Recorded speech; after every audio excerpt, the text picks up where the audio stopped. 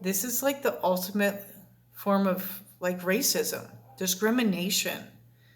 Like what makes this acceptable? I thought that this was something that we're all fighting, along with the Black Lives Matter movement, all of this stuff. Like I thought that in the year 2020 that we'd be more than this.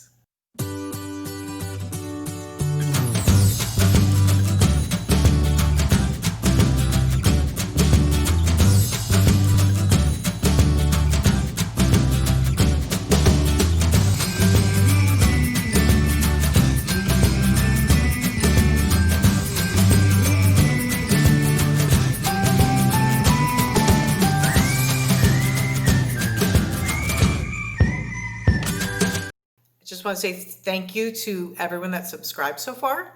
For those that haven't, please, if you like the content, you like the items, the topics that we're discussing, please hit that subscribe button. The more that we have of subscribers, it really does help us. And I know that I am hopeful. I say keeping my fingers crossed and hoping that nothing changes. As you guys have all heard, there is a second stimulus check in the works. And I'm sure that everyone is super excited and happy about it. It looks like it's passed both the House and the Senate, and it's just waiting on Trump's signature right now. And I just want to apologize in advance for my little rant here.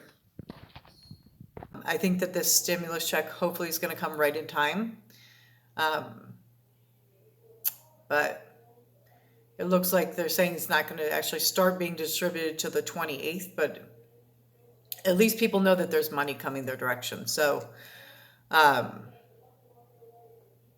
for me, I'm really shocked, surprised, however you want to say it. So in the first round of stimulus checks, my family is a mixed status family. We were not included in those stimulus checks.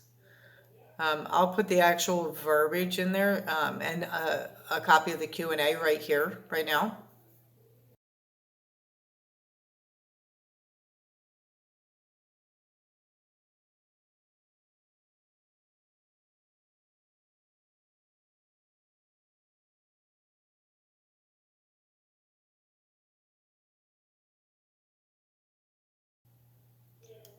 So if you guys read what it said, basically, I am a U.S. citizen. My stepchildren are U.S. citizens. But because I chose to marry who I chose to marry, and my husband does not have a Social Security number, and my husband only has an ITIN, and if you're not familiar with that, that means that he has an individual taxpayer identification number. We use that when we file taxes. We have to apply every 10 years to renew it. And that basically is a number that he's been assigned to.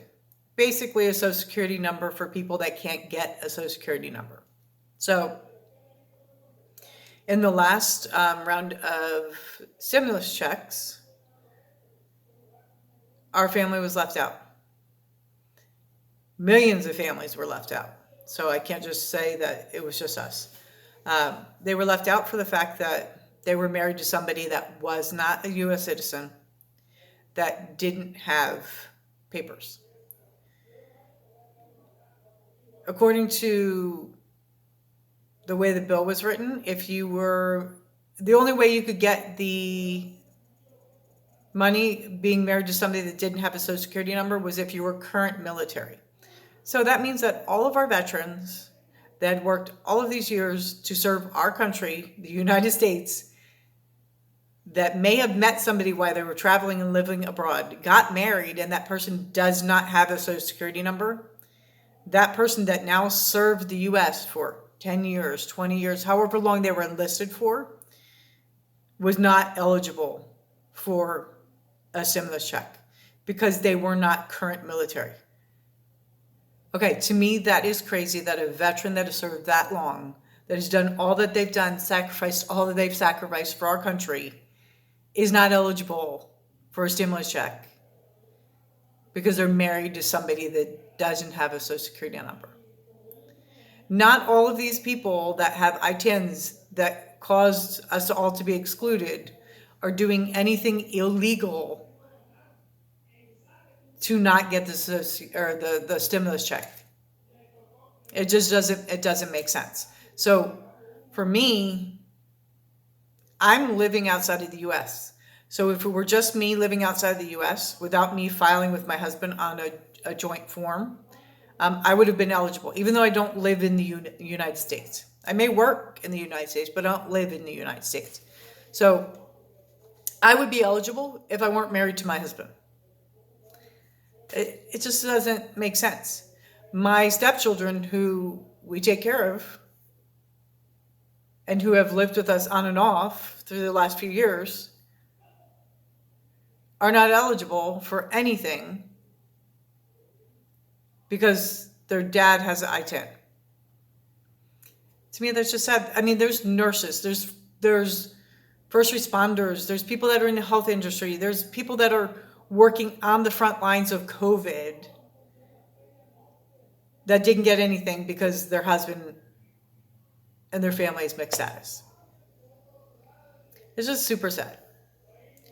But I'm keeping my fingers crossed that Trump doesn't change anything and the new stimulus bill gets approved as is, because what it says in the new stimulus bill, which I'm really shocked again, shocked, surprised, just because there was a class action lawsuit on the first round of stimulus for mixed status families.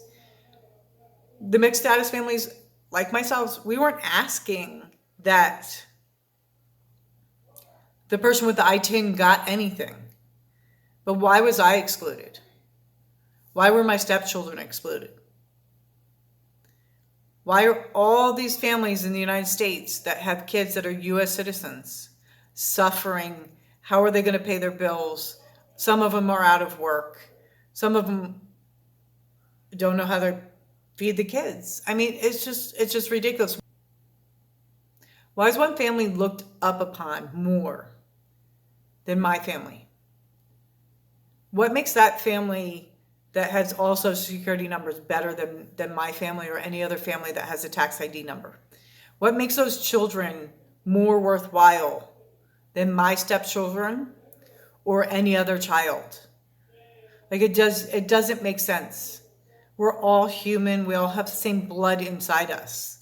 Like, we all bleed. It does not make sense. The way that I was raised from my parents is that we're all equal. I never was raised to look at skin color. I was never raised to treat anybody differently. So to me, this is like the ultimate form of like racism, discrimination.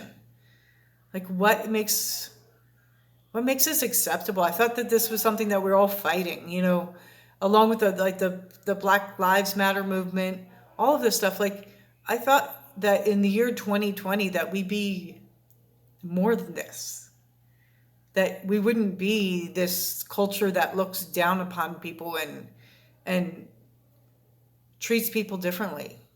I thought we were all better than that. And obviously, with all the stuff that's going on in this year, it just goes to show that we're not better. There's so many crazy things this year. I mean, I just can't even believe that everything that has happened in 2020 has happened in 2020. But I don't want to get too far off the topic. So anyhow, back to stimulus.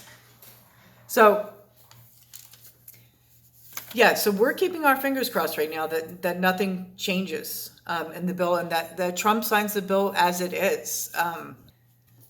Okay, so the other good thing for any family that's a mixed status family with ITIN, they're also saying that we will be retroactive on the last one. Like I said, I know there was a class action lawsuit that any mixed status family was a part of this year.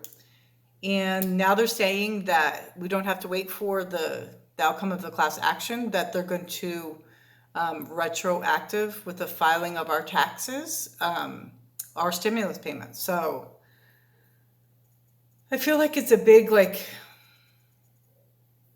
I guess unless you're in the situation, unless you're a mixed status family, unless you're the family, unless you've been discriminated against like this, you don't really know how it feels.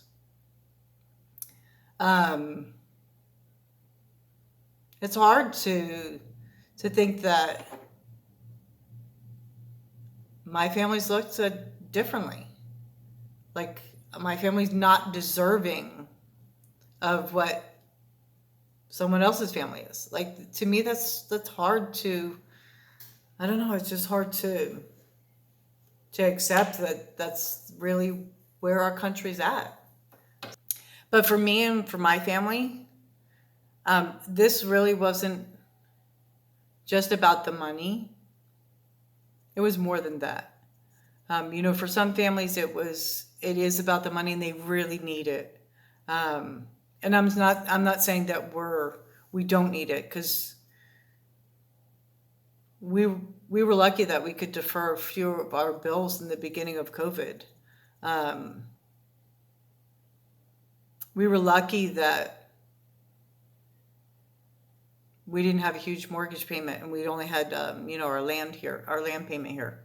But again, like I said, for us, it's about the fight of just knowing that my family is being treated equally, that my family's not being discriminated against because of my husband. To me, that's the hardest thing, is knowing that the country that I was born and raised in does not look at me and my family the same as another family. And that the country that I was born and raised in didn't think that I was deserving of any kind of assistance during COVID. My hours were cut. I definitely took a huge pay cut for a few months. And we figured it out. We had to do without some things. We had to skip bills for a couple months. We had to call and skip a car payment, skip a credit card payment. We did all of that so that we could get by, because my family wasn't considered deserving because of my husband. Like, that, to me, that was the craziest thing. So I feel like with this, we've definitely jumped over a hurdle. We may not be at the finish line yet. This race that we're running, when it deals with racism, when it deals with equal rights, when it deals with any of that stuff, this race is a long, long race. It's not something that is the 100-yard dash or the 50-yard dash or whatever. We're running the marathon. And it's going to take us a long time to get to where we need to be. With the immigration reform, with everything that we need to be treated equally. I know this year they're talking about trying to change the bans. That's why I am in Mexico. And that's why many families of mixed status families are in Mexico after deportation. I'm here because of a ban. My husband has a 20-year ban. He got deported at 42. That means that we won't be eligible, technically, if we wait out the full ban, to return to the United States till 62. He's not a criminal. He never was charged with drugs. He never had anything to do with drugs. He wasn't a drug dealer. He wasn't anything. He didn't murder anybody. He never went to jail for actually doing a crime. but we're sitting in Mexico for 20 years because of a ban that was put on him by the United States. So I could understand banning people from coming back to the country, which are serious criminals. I can understand banning people from coming back to the country that are gang members that have been caught, doing major drug deals, crazy things, murder, whatever. I could understand the country's thought process on that. But my husband's done none of that. We owned a business. He went to work every day. He came home from work every day. He went to work the next day. He came home from work. We paid taxes. And not only us, what I worked in my job, what he worked in his job, but we also paid payroll taxes for all of our employees that worked for us to the government. The same government that is saying that I'm not eligible for a stimulus payment. Do you know how much money in taxes we paid? It just doesn't, to me, it doesn't make sense. So again, just another hurdle at this point in time of us jumping another hurdle, getting a step closer. Hopefully there is immigration reform. Hopefully they do something about these bans. Well, anyhow, I am super excited. Thanks for listening to my little rant about mixed status families, about ITINs, and just overall the immigration system. Again, hopefully we're continuing to make steps in the right direction. And I hope that you guys enjoy your holiday. We're getting closer and closer to Christmas. I can't even believe it that today is, I think the 22nd already. So I work tomorrow and then I'm off for 2 days and Christmas Eve, Christmas Day. We'll try to go live on Christmas Eve just for a little bit. And again, guys, thanks for watching, and make sure you hit that subscribe button, and we'll talk to you again on the next video. Have a great day.